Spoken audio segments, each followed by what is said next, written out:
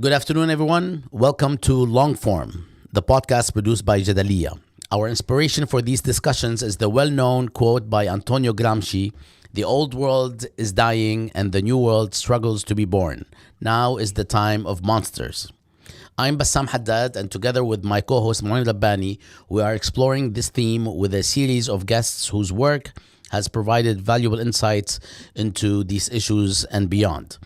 For this episode, we're delighted to be speaking with Mandy Turner, a friend, a colleague, a warrior, and a remarkable scholar. Mandy Turner is an independent writer affiliated with Security in Context Project and Network as a senior researcher. Her research focuses on the political economy of conflict and peace, humanitarianism and multilateralism, and the situation in Israel and Palestine. She has 30 years experience of these issues and has pursued research, writing, and consultancy work through a variety of sectors. Her most recent book is an edited collection called From the River to the Sea: Palestine and Israel in the Shadow of Peace by Roman and Littlefield in 2019, which was also published in Arabic by the Arab Center for Research and Policy Studies in 2024. Mandy, a very, very warm welcome to Long-Form Conversations. We're very excited to have you and very much looking forward to our discussion and conversation. Ahlan wa sahlan. Thank you for the invitation. I'm really excited. So this is my favorite podcast. Ahlan. And Mouin, كيفك? Bassam, Mandy, very good to be with you. Really looking forward to our discussion. Wonderful. We have a lot to talk about, including your remarkable report on think tanks, which you will address in just a little bit. Hegemony factories or independent thinkers, Western think tanks on Israel and Palestine after October 7th. But before that, we'd like to start with our essential question that we ask everyone, and with time, the more time passes, it actually becomes, there's a numbness to it. But we'd like to ask you about the current moment in terms of essentially, what do you think about the current moment? Are we experiencing a transformation or a disintegration of what can be called broadly an international order or various components of it? Or are we going to have business as usual after all is said and done? Where do you stand on this moment in general? Well, I'm really pleased that you are using the quote from Antonio Gramsci for your series of talks and discussions, because I think that Gramsci's framework really allows us to ask a number of really key questions, not just about power in terms of its raw militaristic aspects, but also in terms of hegemonic power, in terms of ideas and who has the kind of ideas around how we should operate as an international order. So when Gramsci talks about hegemony, we're talking about common ideas and frameworks. And I think that that's what we're seeing breaking down at the international level, because what we see, particularly in terms of Israel-Palestine, is Western elites are absolutely intent on supporting Israel's genocide, but their populations are increasingly not agreeing with them. So if you look at opinion polls in the United States, in Britain, even in Germany, the population wants to see an end to the war, and they want to see a Palestinian statehood, and that's not being represented by their elites. So I think that even in terms of this one particular issue, we see a change between the elites and their own populations on this very important issue. Several of our previous guests have also pointed to Gaza and the genocide as an inflection point, as a turning point of sorts. And our follow-up question, which I'd now like to ask you, is always, well, what is so distinctive about Gaza when you compare it to, for example, the 2003 invasion and occupation of Iraq, where you also saw broad polarization, certainly in your country, Great Britain, and elsewhere, between governments and public opinion, or for that matter, any number of other wars or occupations since 1945. Is there anything that you find particularly distinctive about Gaza compared to these other developments? Well, we're all seasoned observers of history, and we've seen over the last 50, 60, 70 years America's and Britain's involvement around the world in terms of propping up its preferred elites and imposing elites when it doesn't like the elites in positions. We've seen this throughout Latin America, we've seen it in Southeast Asia, and we saw it in Iraq over 20 years ago. So imperialist powers always act in this way. They always try to pressurize leaders to do what they want them to do and to be in their camp. The problem is, of course, is that when you have a difference between the leadership in Western countries and their populations. I was on the demonstrations in the UK against the Iraq War, and there was a lot of cynicism afterwards that Britain had still decided to go to war despite public opposition. And I think that that's actually transformed a lot of people in terms of what they understand the route to political change is. So what we've seen in the UK, for example, is the Palestine Solidarity Movement has built its support from the ground up. So it's not focused on Parliament, it's not focused on the government, it's focused on trade unions, it's focused on religious organisations and churches and mosques, it's focused on youth organisations and arts and culture. So they've actually built a movement from the grassroots up, and I think that that's what is different at this moment. We're seeing a huge avalanche of boycott and divestment motions going through trade unions and through things like the arts sector. So this is where I think the difference comes. I think that populations in the West no longer trust their leaders to institute the type of change that they want to see, particularly as relates to foreign policy. So I think that's why the Palestine Solidarity Movement in the UK in particular, one that I know quite a lot about, has been successful in building that grassroots movement.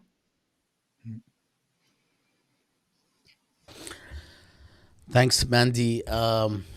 We're going to come back to that theme because it's basically the theme of these conversations, and it does actually go beyond Palestine. But and precisely why this is precisely why we are interested in speaking with you about the think tank's report that you produced. And I must say here that we at the Arab Studies Institute have had for many years now, under the Knowledge Production Project, a project on think tanks that actually addresses the top 50 think tanks in the United States, their work, their networks, and how they connect with media, government, academia, and so on. So I'm personally very interested in this work and in this report. So I will ask you to share with us why did you decide to work on this report at this point, and why focus on think tanks, as a site of what, in other words, and why did you select these think tanks in particular, the ones that you address? So we'll leave you with as much time as you like to share with us, like a summary of this work and the motivation behind it. And if I could just add one point, Mandy, as you point out in your report, this was, in a sense, the catalyst was a personal interaction you had with one of the think tanks that you've studied, and we'd also be interested to hear about that, because I think it illustrates much of your analysis and conclusions. Okay. Let me start off by explaining a little bit about the report and what I found, and then I'll come on to the kind of motivations for it. So, as I said earlier, given that your series of talks is based on Gramsci, I think that this report fits really well. And I called it Hegemony Factories or Independent Thinkers, because I really wanted to think about the extent to which these think tanks echoed or diverged from the government and the elite, what I call in the report the establishment, in the countries in which they operate. So what, in terms of these attitudes towards Israel and Palestine after October 2023, so that was my basic question. Are they actually given independent voices, or are they actually just echo chambers for what the elite are also saying? So I looked at 7 Western think tanks, and I took their work over an 8-month period after October the 7th.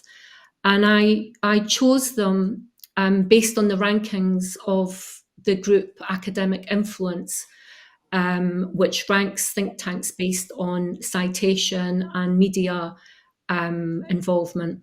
So all of the top 5 think tanks were all based in the United States. And I'm sure you can probably guess some of them. The Brookings Institution, the Heritage Foundation, Council for Foreign Relations, the Cato Institute, and the Centre for Strategic and International Studies. Now, because all of these 5 and many after it were based in the United States, I then chose the top think tank from Europe, which was the European Council on Foreign Relations, and I chose a top think tank from the UK, which was Chatham House. So what I was trying to look at was to see whether these 7 Western think tanks, what kind of perspectives they showed us after October the 7th. Were they promoting bias? And if so, how could we analyse that? So I found that 5 out of the 7 Western think tanks promoted a pro-Israel perspective, although this did vary in degree between very extreme and more subtle. Pro-Palestinian perspectives were, and in some instances, completely ignored. In most instances, they were marginalised, and in one instance, they were completely ridiculed. Now, the 2 think tanks that were the most pro-Israel out of the 7 was the Heritage Foundation, unsurprisingly, and the Council. Esther. Yes, exactly. And it surprises me actually how the media is only waking up to this now, because the Heritage Foundation was published this last summer. So the writing was on the wall about what Trump would do once he was elected. And we're seeing it being implemented at the moment. So the Heritage Foundation and the Council on Foreign Relations were the 2 most pro-Israel out of the 7. And in the case of the Heritage Foundation, there was absolutely no criticism of Israel, and their support was for violence against Palestinians and violence against their supporters. Now, when we came to the Council on Foreign Relations, CFR, their message was overwhelmingly support for Israel, with very marginal amounts of criticism. And there was 2 think tanks that were the most critical of Israel were the European Council on Foreign Relations and the Cato Institute, but both for very different reasons, which you can probably guess. I mean, Cato's criticisms of Israel did not translate into being pro-Palestinian, whereas the European Council on Foreign Relations criticisms were kind of expressed through international legal frameworks which generally support Palestinian rights. So these were the 2 think tanks that that were more critical of Israel. And the other think tanks, apart from CFR and Heritage, the longer that the situation went on, the war went on, there was more criticism of Israel that crept in. But even after 8 months, after October the 7th, there was a huge number of outputs that were really still promoting a pro-Israel perspective. So the fact that not all 7 think tanks promoted pro-Israel bias implies that those that did made a deliberate decision to do so. And I concluded that this decision would have been made by people in leadership positions, which I call gatekeepers. And in the report, I try to show how this happens through the careful curation of what narrative is given dominance, through the way in which they frame things, in terms of selective coverage, the omission of certain facts, and who is allowed to speak, in terms of who's included and excluded. But what I really wanted to answer the question, why are these think tanks promoting such bias? And I tried, as a good political economist, I tried to follow the money, but that didn't show up very much, largely because think tank funding is a bit opaque. So I actually looked into the biographies of the gatekeepers and the main contributors to the writings of these think tanks after October the 7th. And that was where the interesting connections came up. And I'm sure, Bassam, what you talked about, you've probably found similar. I found that the website Little Sis and their research on Eyes on the Tides very useful when I was looking at these connections between the think tanks and different lobby groups, particularly pro-Israel lobby groups. So what had started off as a kind of look at bias in think tanks ended up in this huge 40,000 word report, because I felt it was really important to try and get it right. And I think I should publicly thank Omar Dahi at Security and Context for really pushing me to be clearer. And he got the 2 anonymous peer reviewers to look at the report. And so partly it's much tighter because of their comments. It made me develop quite a strong method to look at the bias. And I can go into that if you want, in terms of how I analysed the bias. And I can also talk a little bit about, what were the kind of things that I found in terms of the gatekeepers and the connections and the revolving doors that I found.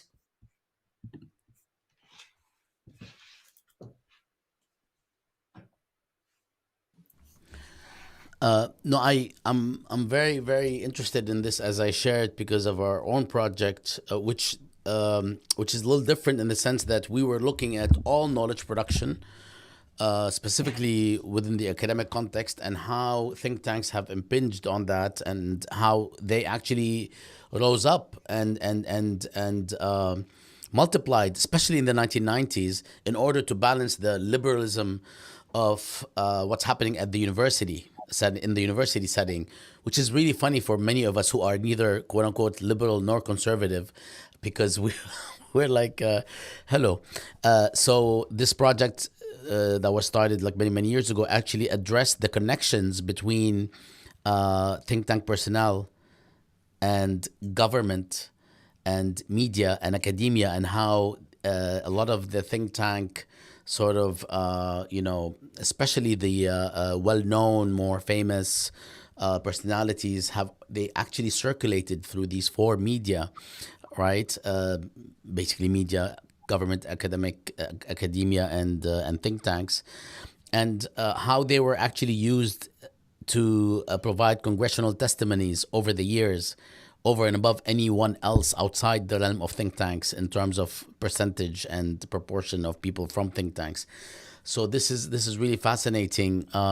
Can you tell us, Mandy, a little bit about the methodology that you have used to produce this work, and what were the main findings? That if you can elaborate on those, and if you can also share with us anything that might have been a little surprising or a little outside what is conventionally known already about the slant of think tanks that you have studied. I mean, you're absolutely right. I mean, what I thought was astonishing is that think tanks still give this perspective that they're universities without students. And we know that that's not the case, because actually most universities have a wide range of opinions in them, despite the Heritage Foundation thinking that all American universities are full of Marxists, which was I wasn't surprised to analyse that about the Heritage Foundation, but they really are obsessed with looking for Marxists in academia.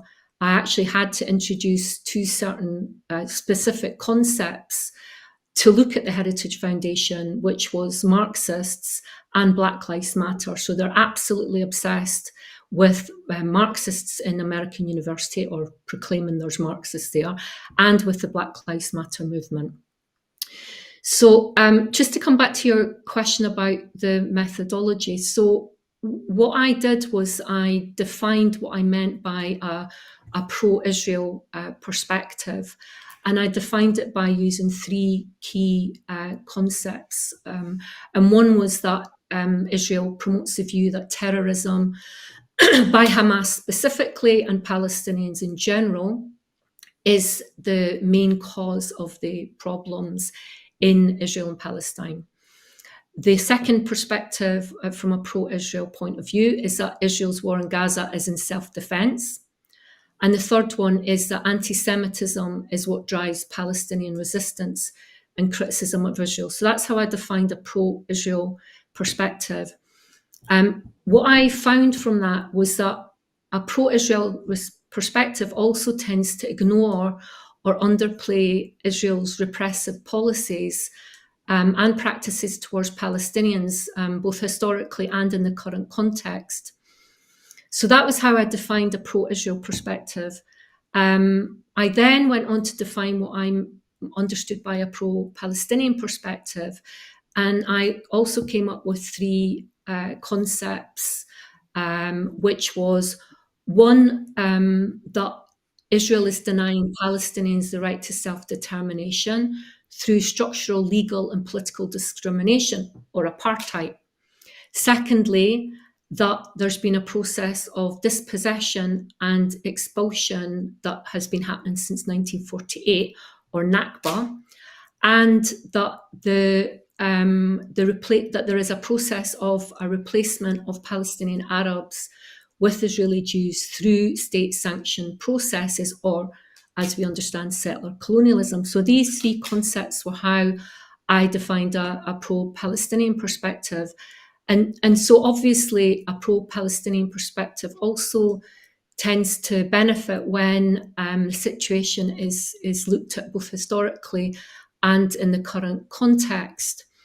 So what I also then did was I looked and developed another 6 other terms, which I defined as 3 undisputed terms that provide historical context and are agreed upon generally from an international legal perspective, which is firstly Israel's occupation of the West Bank and Gaza since 1967.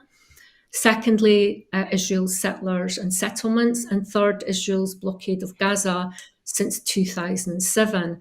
Then I developed 3 other concepts, which we've seen debated consistently since October 2023, which is war crimes, whether war crimes are being carried out, the discussions around international law, and the concept of genocide.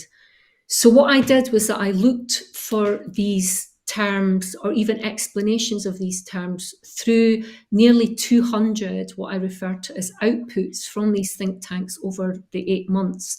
I was very methodical in doing this because I wanted not to open myself up to criticism that I had selected.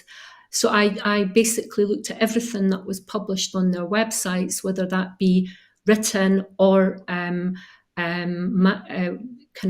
written aspects from webinars. So I looked at every occasions where these were mentioned, in what context.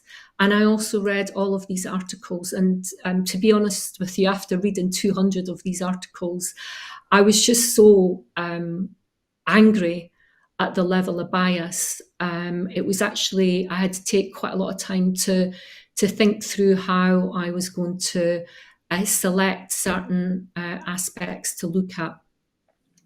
So I go through that methodically in the report, and I have a summary at the beginning which talks about how many times and in what context each of these different terms, whether they're pro-Israel, pro-Palestinian, pro-historical context, or pro-debated terms were used, and in what context. And then I have a longer section later where I select some of the outputs to analyse. And I try to be fair in that I pick some of the problematic ones and some of the less problematic ones, the ones that look less biased, in order to try and look at basically how each think tank was framing the issue. And I found a lot of very interesting aspects to that. You would be absolutely surprised by how little historical context was actually discussed by these think tanks. I was astonished. I have graph charts at the beginning of each of the sections, and some of the think tanks don't even talk about historical context. Heritage Foundation, for example, doesn't talk about context. Actually, neither does Cato. Cato wasn't really interested in context. It was more interested in looking at the situation through its lens of what American foreign policy should be doing, i.e. that it shouldn't be involved in the Middle East at all, a kind of old-fashioned realist foreign policy position. So what I try to do is to look at how each of these think tanks, through all of their outputs, how many times they refer to these issues, and what kind of things they emphasize. And there's some pretty shocking examples that I can give you. Please do. Okay.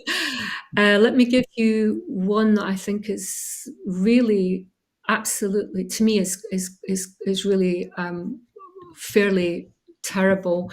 Is the Council on Foreign Relations had a webinar with the. Let me find.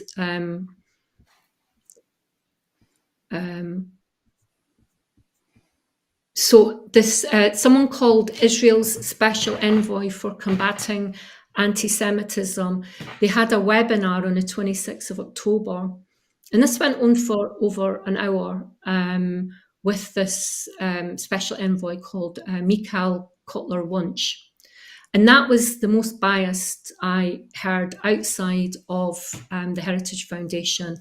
And you can actually listen to this on YouTube or read the transcription on their webinar. And Kotler-Wunsch uses the term anti-Semitism over 50 times in a 60-minute webinar. She repeated many unsubstantiated claims. She called, such as Hamas burning babies and raping women. She calls Hamas a genocidal terror organization. She connects it with the Nazis, and she calls Iran a genocidal terror regime. And she argues that Israel is the canary in the mine shaft on the front lines of civilization. And these quotes from Kotler-Wunsch is really were never challenged by the interviewer. she also mentions apartheid 7 times, but on every occasion she mentioned them to ridicule this and dismiss it. And she even dismisses accusations that Israel is carrying out a genocide as Orwellian. As I say, the interviewer doesn't at any time try to question or challenge this view. And we saw this repeatedly over many of the think tank webinars. There was a lot of bias in the webinars, even, for example, in the Brookings Institution and in CSIS.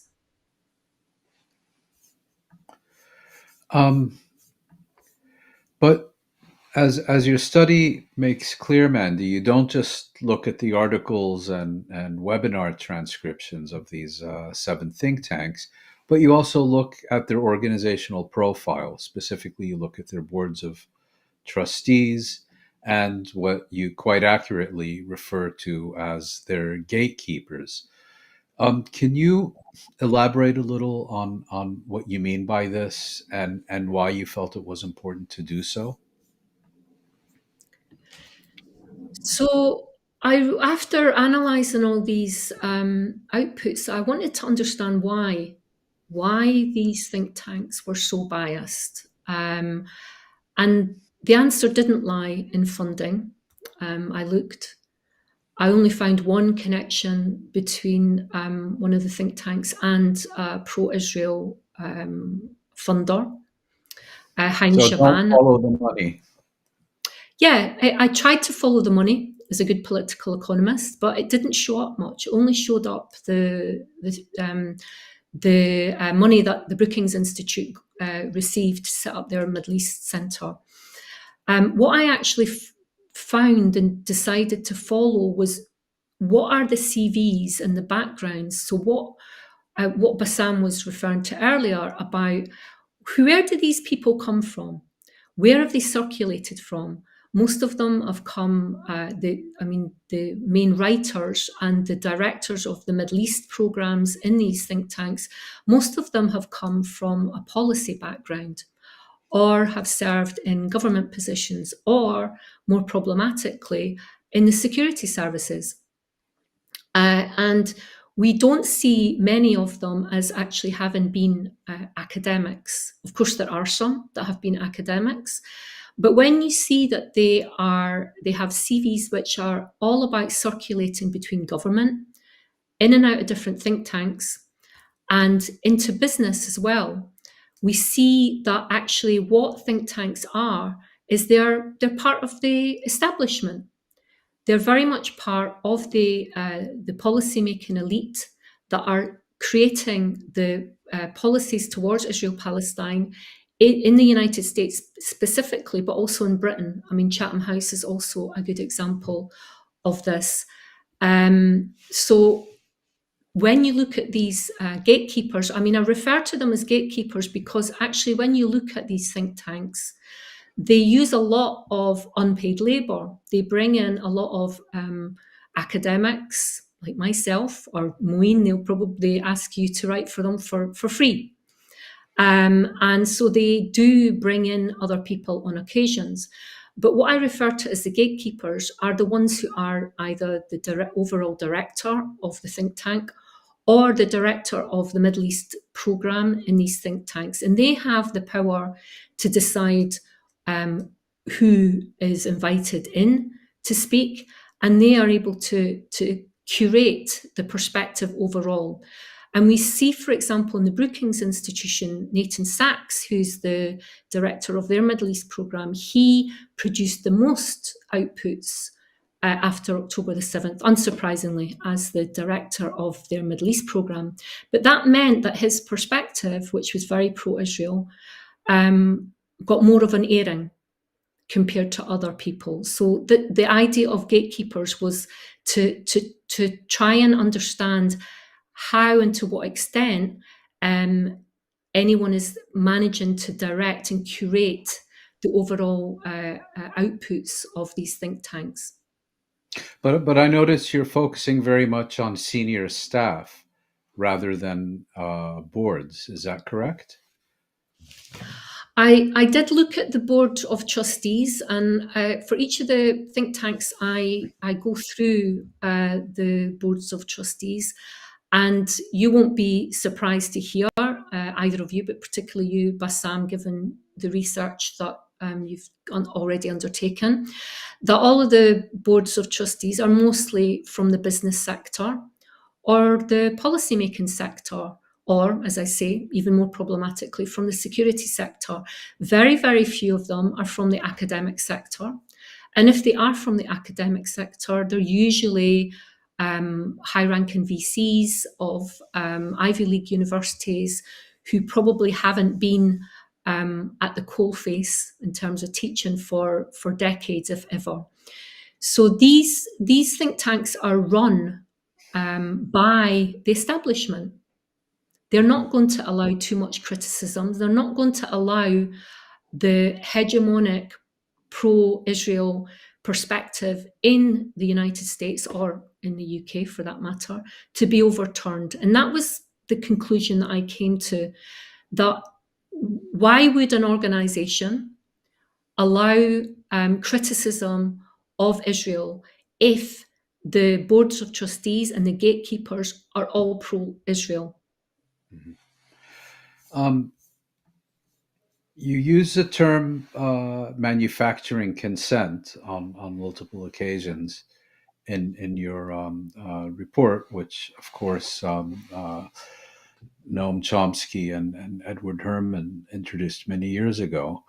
But in the particular context of your report, what do you mean by it, and how does it manifest itself in the work of these think tanks? What role, more broadly, does it play in your overall framework of hegemony and counter-hegemony?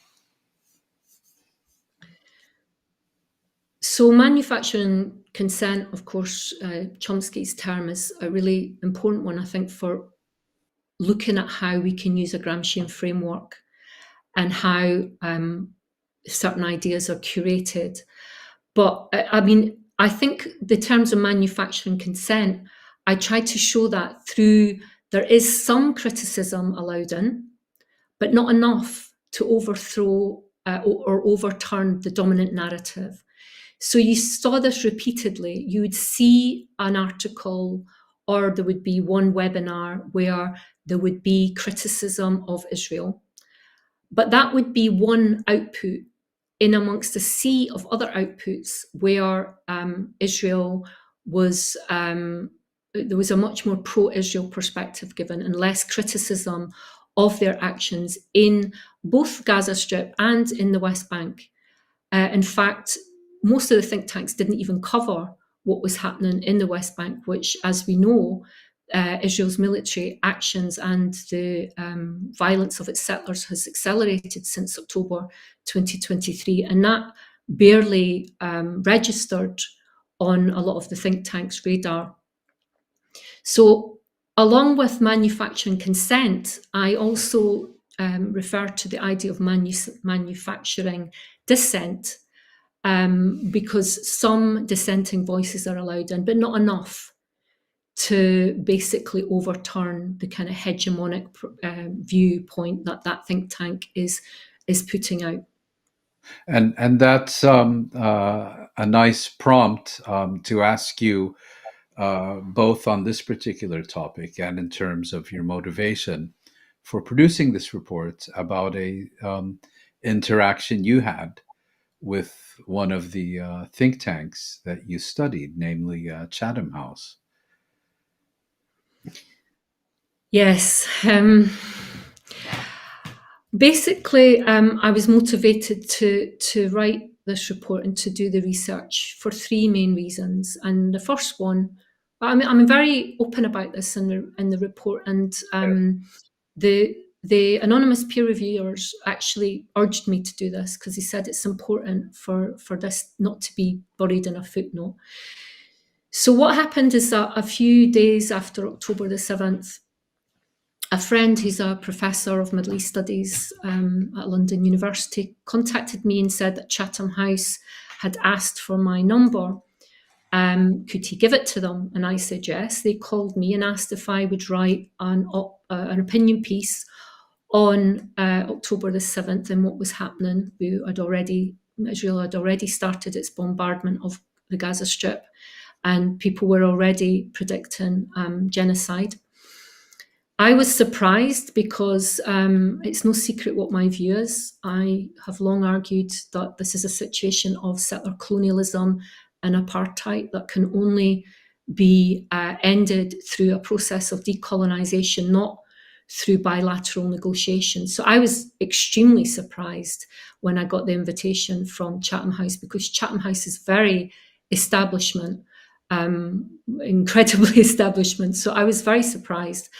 I was also cynical that they would publish what I would argue. So I initially put in an introductory paragraph and a skeleton of what I was going to argue, and I made the points that October the 7th, after October the 7th, Israel had announced war against Hamas and Palestinians, but Palestinians had always been in a state of war since 1948. And then I argue, what has been happening in terms of settler colonialism, apartheid, and then finish up by arguing for a process of decolonisation overseen by the United Nations.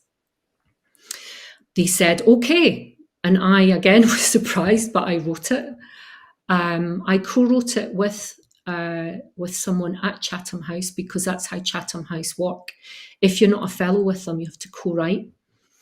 And I've always kept this person's name out of the public arena, because I think that Chatham House, I think there's things that go on further up the food chain, hence why I came up with the idea of gatekeepers, because there can be good people working in these think tanks, but it's who has the power above them to decide what goes in and what comes out of articles.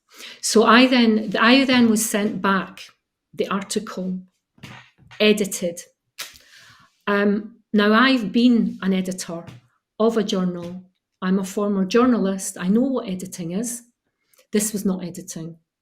This had completely changed my argument. It took out my reference to settler colonialism.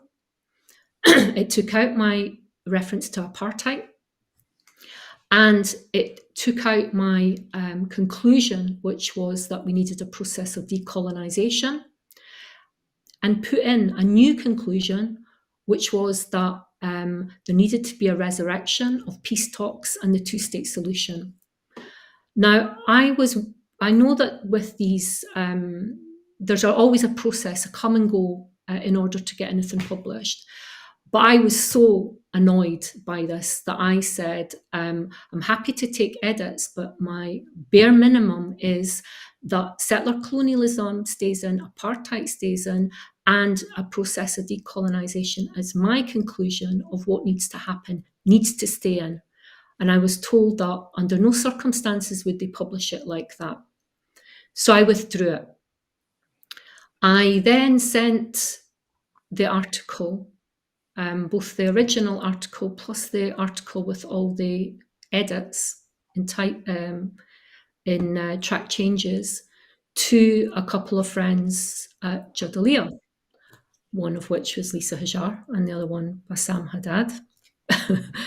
And they concluded that they thought that this was really problematic editing, to use a kind phrase, and that they wanted to publish the piece as I originally wrote it, with some changes to take out what had been added, what my co-writer had put in. So Jadaliyya published it on the website, and with a couple of sentences explaining that it had initially been commissioned by Chatham House, but that I had withdrawn it because I didn't agree with the edits. And I didn't go into detail on what the edits were. Now, when this first went up on the website, Chatham House got in touch with me and were really angry. And they said that I hadn't given them a chance to rectify the situation. So I said, okay, let's rectify the situation. I went back to Jadaliyya. I asked them to take it down from the website. They did. And I went back to Chatham House and said, it's down. I'm ready to discuss. And I waited days and days. And rather than them get in touch with me to talk about how we would go through this process, they contacted Bassam instead to try to undermine my record of what had happened. After 4 days, I emailed them and asked what was going on, and basically told them that unless they were going to have a discussion with me, then it would go back on the Jadaliyya website. And then I got an email from the director of their MENA program, accusing me of being uncollegial and unprofessional, which I found surprising, given that first of all, I'm not employed by Chatham House. So the collegiality aspect was a bit strange. Also, I had always kept out my co-author's name from discussions because I believe in not implicating people that I don't think have the power to decide these things. And I wrote back to them saying that I was disappointed. And this person concluded by saying that they were disappointed in how I had acted.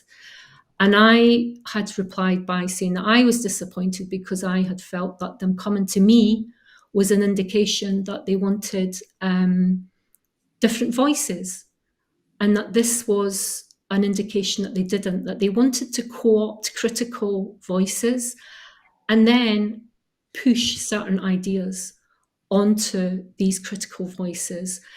Because after all, if you go and publish with Chatham House, it's read by hundreds of thousands of people, perhaps millions, and you can become, it can get you jobs, it can get you funding, it can open doors for you. So what I started to see after that, so when I went public with the Jadaliyya piece, what was very interesting was that lots of people came to me afterwards, confidentially, to tell me about similar experiences. And a lot of them, we had either verbal conversations, or I was forwarded email exchanges and occasionally similarly invasively edited pieces, where what I saw was this attempt to curate a form of dissent, so co-opting pro-Palestinian voices and then trying to tell them what they should argue, or say, we don't really want you to argue that, we would like you to also consider this. And it seemed to me that this was a process that you only ever see from the inside. We don't see this on the outside. And many people did go public with their experiences of censorship or invasive editing or suggestive editing. But a lot of people did not. And I know why they didn't. A lot of people didn't go public because it is very stressful. You're a lone voice against a very powerful institution. It's your word often against theirs. And they can ruin careers. And they do. And they do ruin careers. And I know of people who had terrible experiences who are employed by think tanks, but also were like me, external experts brought in to write a piece and then having to withdraw it because they were just not allowed to argue what they wanted to argue. And they didn't want to go public with it because they were worried about what impact that might have in their career. So this insider knowledge that I got from this, not just my personal experience, but the experience of many, many others, that came to me really got me thinking about how these processes operate on the inside. I think that explains. It feels like we've come full circle, Mandy. Again, it's a very comprehensive report, and it started, I guess, with a personal interaction that then exposed you to a much broader and more frequent incidents of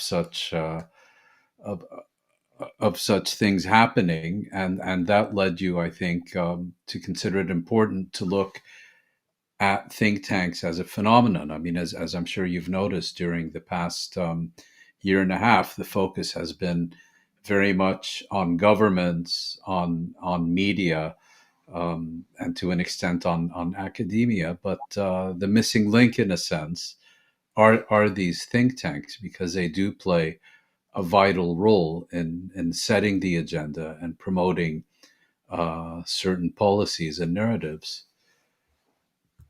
Absolutely. I mean, I thought it was astonishing, especially when you look at so in each section of the report, I look specifically at the first few articles after October the 7th. And, you know, all of the top think tanks were, very few of them, none of them gave context. The only one that gave context was the European Council on Foreign Relations, and they actually took 4 or 5 days to write a piece. All of them are so into this 24/7 media cycle that they write things immediately. And I suppose I was surprised that there was very little context, historical context given for the October 7th attacks. There was a very little attempt to try and understand what was going on in Israel and Palestine. And that actually surprised me because, okay, I expected quite a lot of level of bias, but what I didn't expect was that there was so little understanding or analysis of historical context, and that did surprise me. The thing that also surprised me was, as you say, Mouin, there's been lots of focus on the media. There's been lots of focus on universities and governments and even other sectors of society repressing pro-Palestinian speech. But nobody had really focused on think tanks. And, you know, if they're as influential as they like to state they are, then they have the voice of government.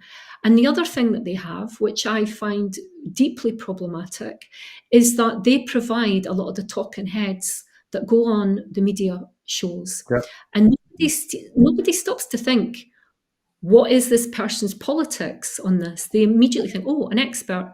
Or what are their institutional limitations in terms of being able to engage in a proper discussion? Absolutely. I think so. It really surprised me that, and one thing also, if you look at the Brookings Institution, for example, and CSIS, they did a lot of what they called media briefings, like huge numbers of media briefings, and you can see how many people are on the media brief. There was thousands of journalists turning up to these media briefings, and the bias that was being pushed, or the lack of context that was being pushed, shows that, you know, they're not doing a service of actually analysing a situation. They're pushing bias towards journalists who are relying on them as experts to provide information. So the information that they're providing to journalists, it in many ways can explain why a lot of the Western media was so biased. Mandy, I know that we went over a lot of the contents of the report, but there's something that I like to do, which is basically ask you to. I'm gonna put on screen the table of contents just so that you can walk us through it, because it does entice. It does entice us. It entices me. I don't know if it entices other people to see the table of contents and kind of get our juices flowing, if you don't mind. So I'm gonna do that next.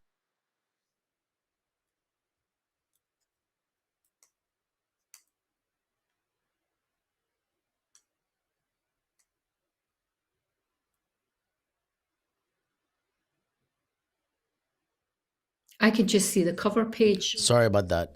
This is the table of contents.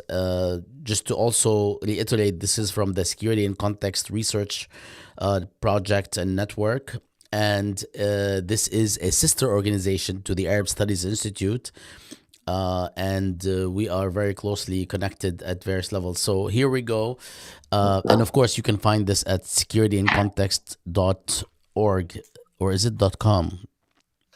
I think .org. it's .org.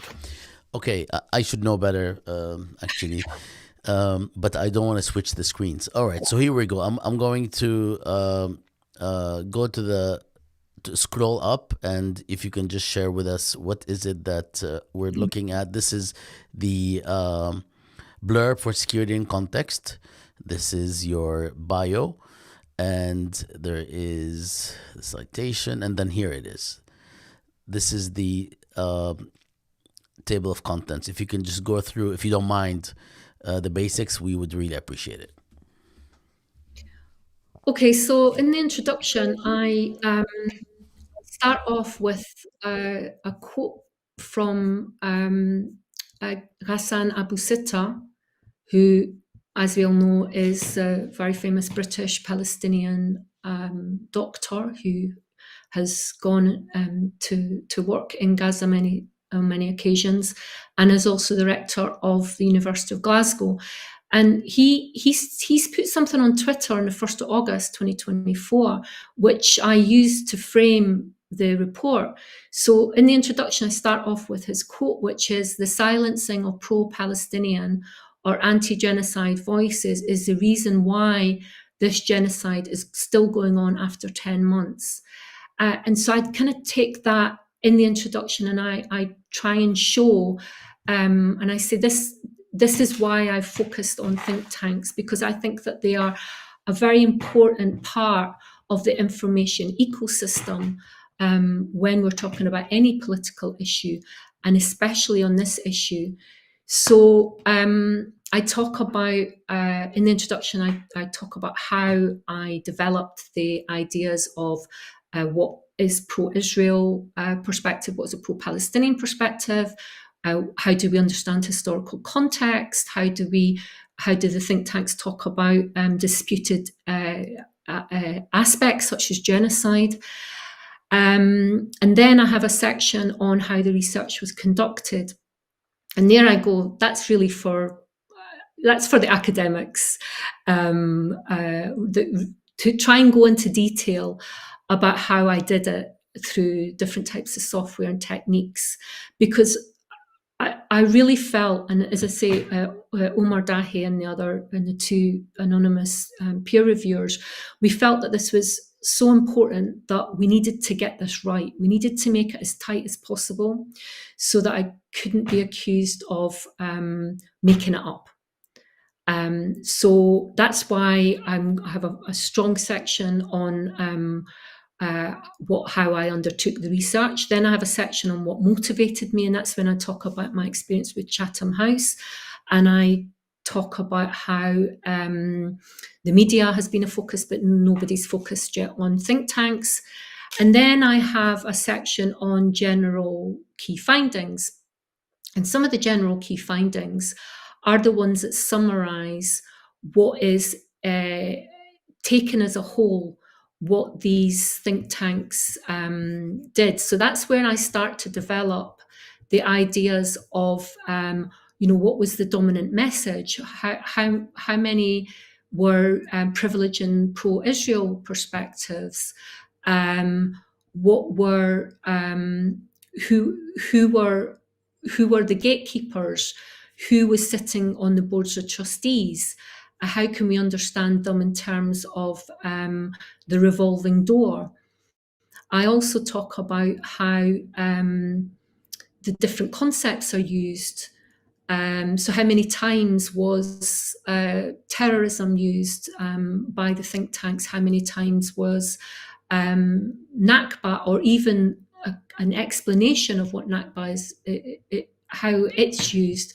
So I try and go through this methodically, and that's in the key findings section.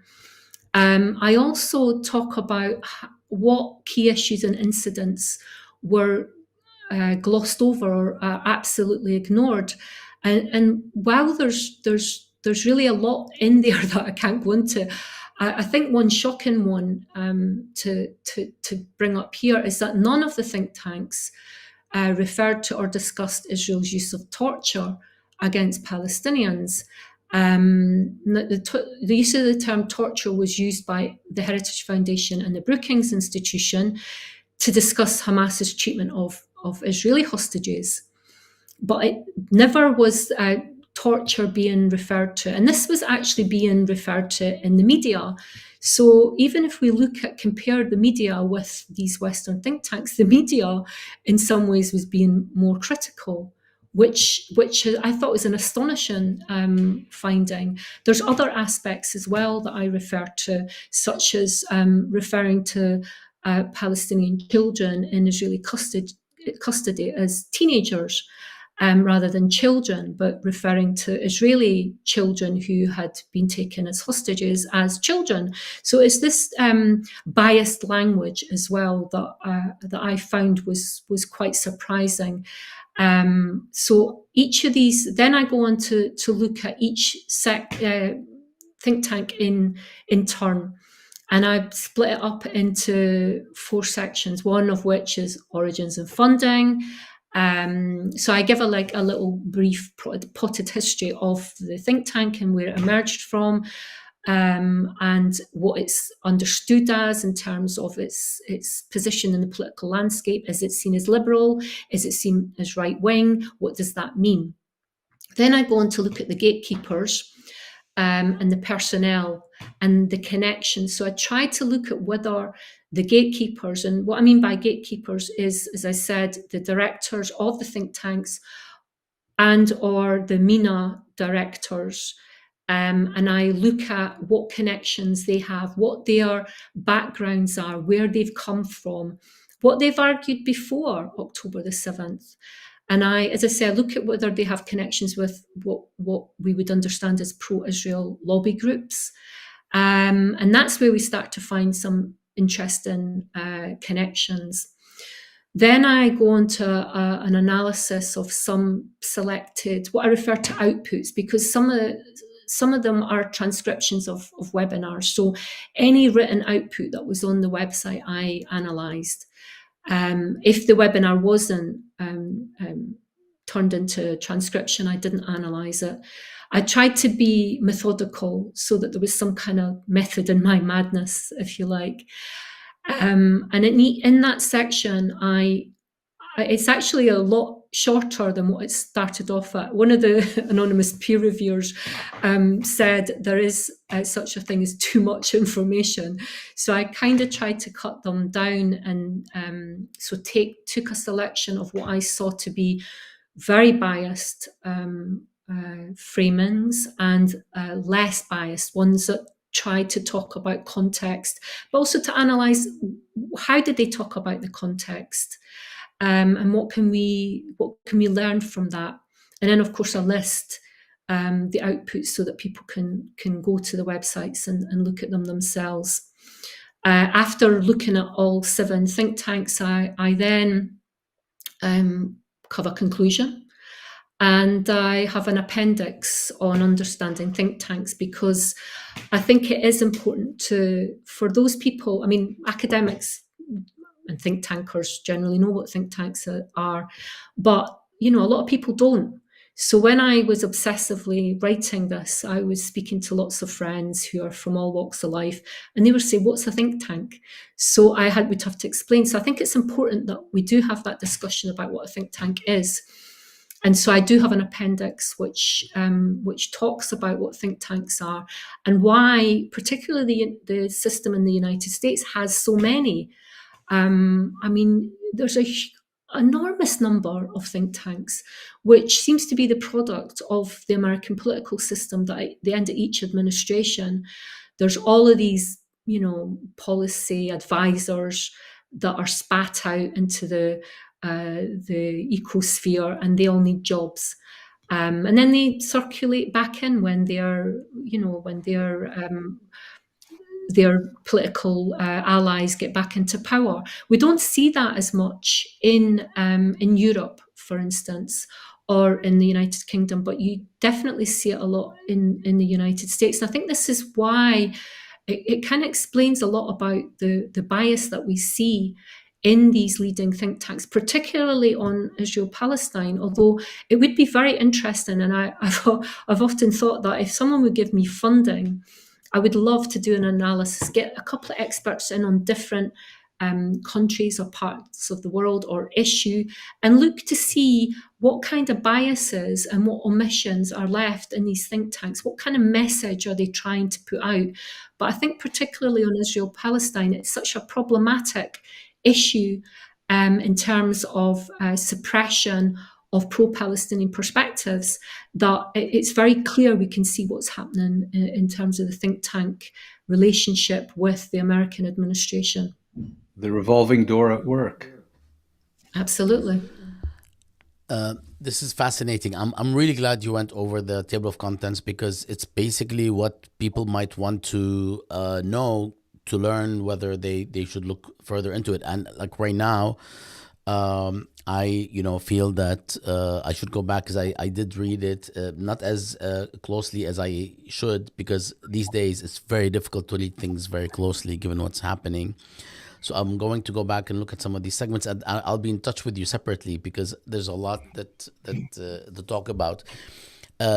Before we close, I know we've kept you, it's been over an hour now, and I do want to leave us with asking you about your other research, which is quite hefty. But before we do that, and being conscious of time, I just want to say and ask you: do you think? I would like to say that think tanks are no longer what they used to be at some level, because there was a rise in this what is called the think tank world to balance, the left in America. The left in America is center, or as a friend of mine said, center right elsewhere, but to balance the left, right, or the liberal, liberal dimension. But then they did it. You see, they did it. In other words, Mission they accomplished. succeeded. Yeah. So right now, and I am, as you both know, I'm quite plugged in terms of the research on this, on these matters, and in terms of what I do and how I teach and how I live my life. Is it me, or both of you can also share? Is it me, or are we hearing less and less about the think tanks? Like AEI in 2005 was like ubiquitous. The American Enterprise Institute and other and of course they change, but now the word think tanks and its impact and the reports that are coming out and the research, like today in 2025, it seems like they've established themselves already, and there isn't this they don't have as much of a or their effect has been ubiquitous. We don't see it. It's like water. Project 2025. Yeah, yeah, of course. This is like one, important development or exception. But in general, we're talking about the gamut of think tanks, right? Not just one or two or three. So what would you say about this? Do you see that happening, or is it that some think tanks are still up top and they wield influence, but the overwhelming majority, and if we take the top 50 think tanks, we don't hear as much from them as we did before, precluding the question of genocide, because that kind of altered so much of our perceptions. I mean, I think the American think tank world was like walking through Alice in Wonderland for me. It was crazy. Apart from, I mean, there are think tanks that are very influential in the UK, Chatham House, for example, or RUSI, and they are very very much part of the establishment.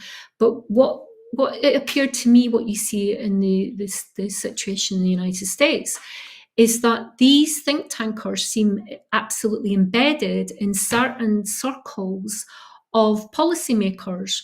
And so it might well be that you're saying you don't see them, but that's maybe because they're embedded in the establishment now. I mean, as Mouin talked about, I mean, the very fact that the Heritage Foundation, I mean, you could have read their Project 2025, the Project Esther, and it's like the Trump administration is implementing every single one of the policies that they laid out. Now, if you read the Heritage Foundation's outputs, they're absolutely despicable.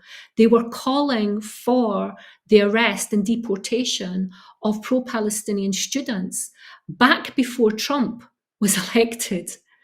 They were calling for the police to beat people up, and now it's happening. And now it's happening.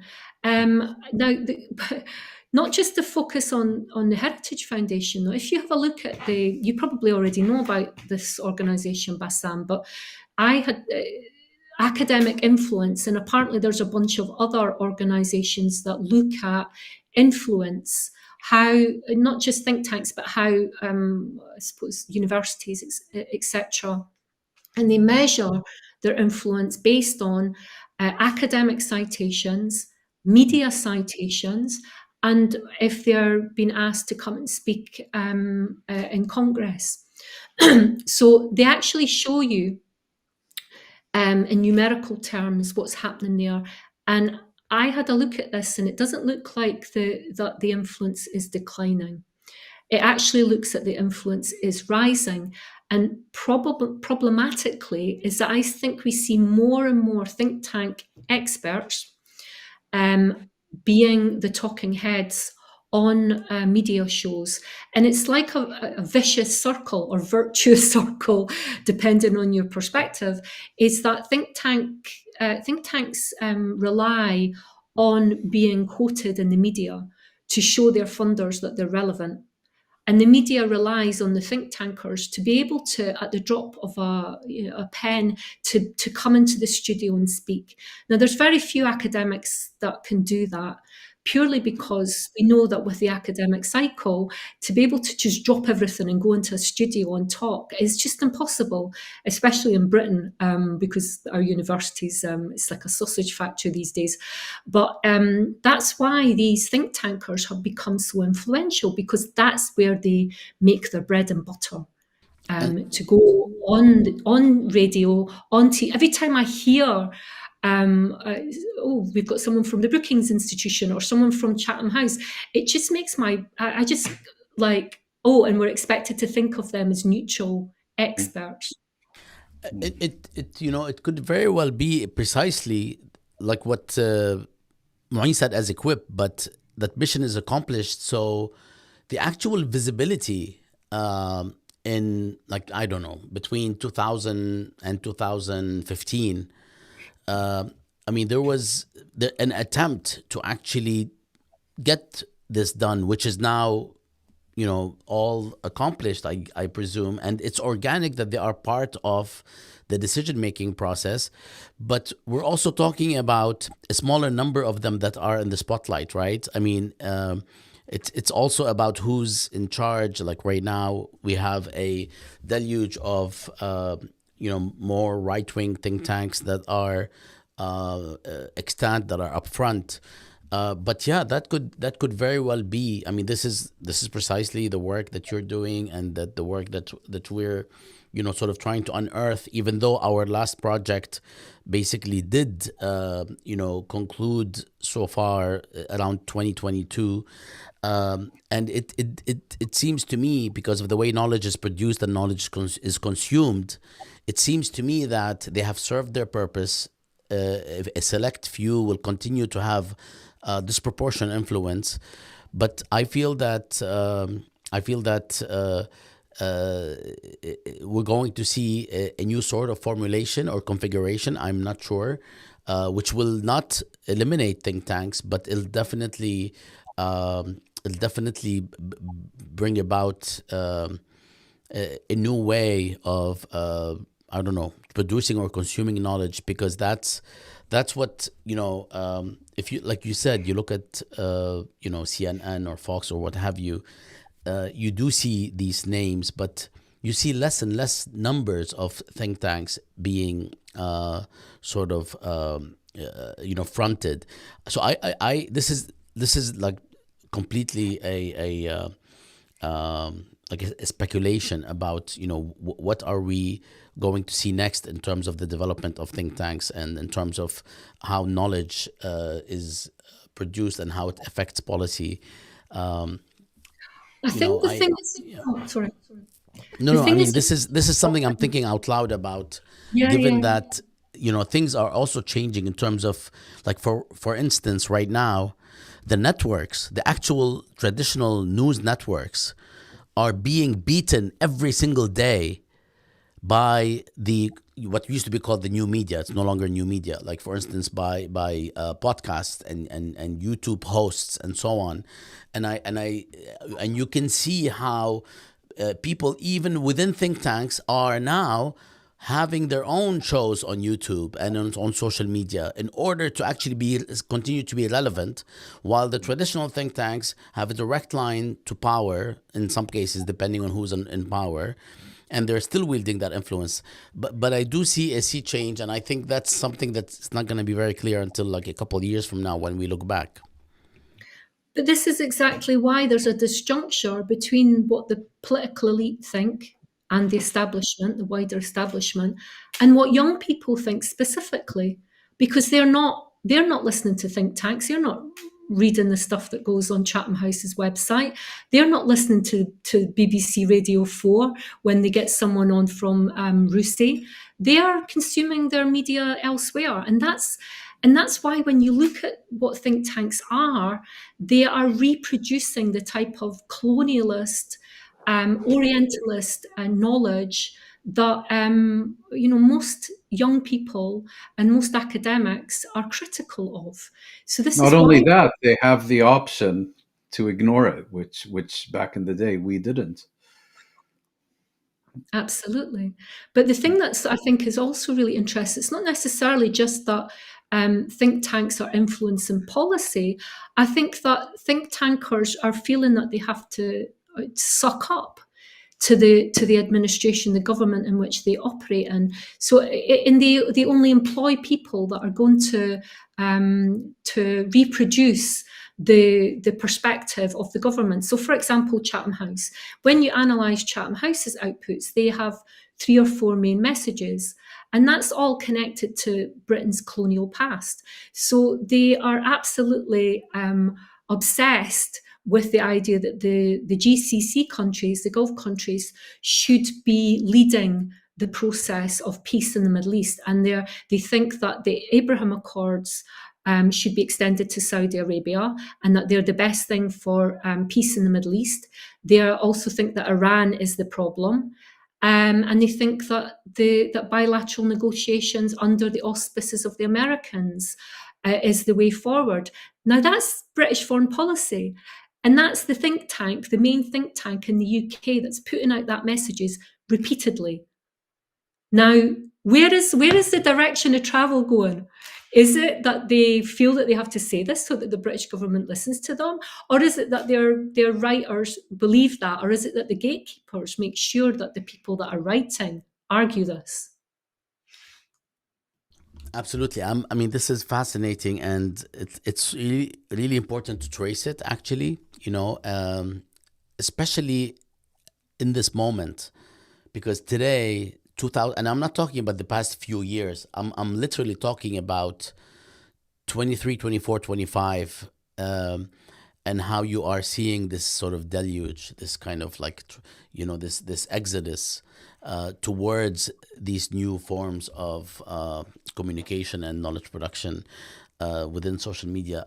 So we are like way beyond the time we promised you. We a little bit, I guess, and we'd like to talk with you again. So maybe we could set something up for another type of conversation on other topics. Meet again in an hour. I would have to have a beer because it's after 10 o'clock now.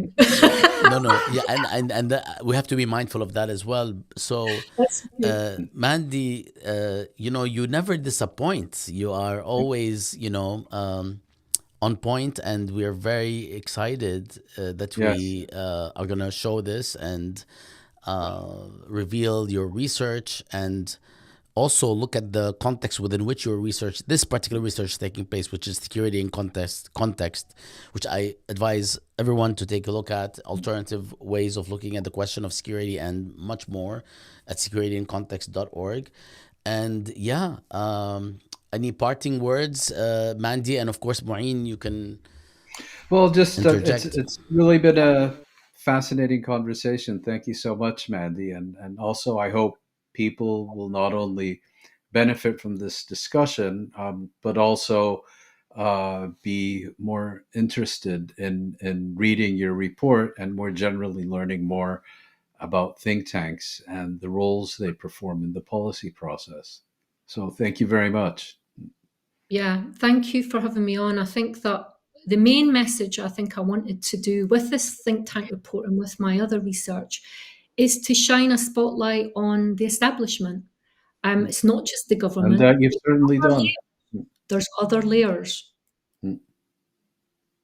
Absolutely. We're all hoping that the establishment is going to become less relevant with time as a new generation takes over, with no illusions that the new generation is all going to be, dandy, fine and dandy. We all know that there are many aspiring, Richard Pearls in the new generation. Does God anybody for know Richard Pearl anymore? Am I too old? Well, Michael Ledeen just died, probably after he learned about the U.S. Iranian negotiations. Oh, yeah, I heard. Well, Mandy, shukran. Thank you. um, Thank And you. we hope to see you soon. Thanks so much for having me on. Thank Okay, you. Habibti. Take care. Take Have a care. wonderful day. Thank We'll be in touch. you. Thanks so much. Salam. Salam. Thank you. Yeah.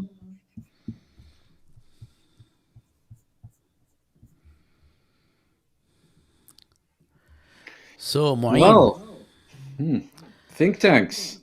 yeah, this was really wonderful. I really Yeah. appreciated the conversation in so many ways. Why am I, wait a minute, have I been in color the whole time? Yes, and I've been in black and white. Oh, this really messes up our aesthetics. How did that happen? I thought it Well, for was the sake of deliberate. this segment, at least, I wish, yeah, I didn't even notice. There we go. Here we go. So, yeah, this was very stimulating.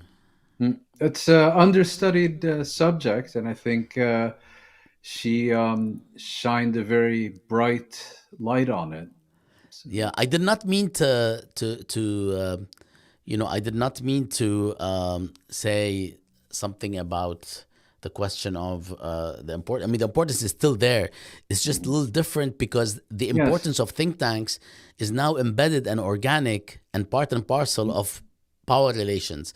And interestingly, the divide between this, the illusion of Democrats and Republicans, not on every issue, yes, of course, not on some cultural issues and so on, but on so many issues related to power and finance and even foreign policy in many respects, not in all respects, there's been very little difference. So the idea of having a right wing think tank and left wing think Yeah. tank, I mean, Well, still I there, remember, but it's yeah, not as sharp. no, like during the Bush Junior years, you had AEI and similar organizations, and then others aligned with the Democrats who were just as prominent, and you were hearing them having it out in the media on an almost daily basis. And I think you're right. There's much less of that now. You basically have the Heritage Foundation, which wrote the government's legislative program, and it's now being implemented. Yep. It's a much more direct relationship. Mm. Absolutely. Mm. So yeah, we will continue to plow forward. There's a few really interesting people that we're speaking with next, but I will leave that to the finalization of these conversations before we announce Yes, them. Maureen, take great. care of yourself. Very proud You of too, you for not Bassam. wearing a tie. It happens. We're not gonna divulge that this was one of the like this was one of the conditions. Like no more ties on this particular show. طيب, That's right. السلام عليكم. Bonsoir. Okay, see you. Take care. Bye.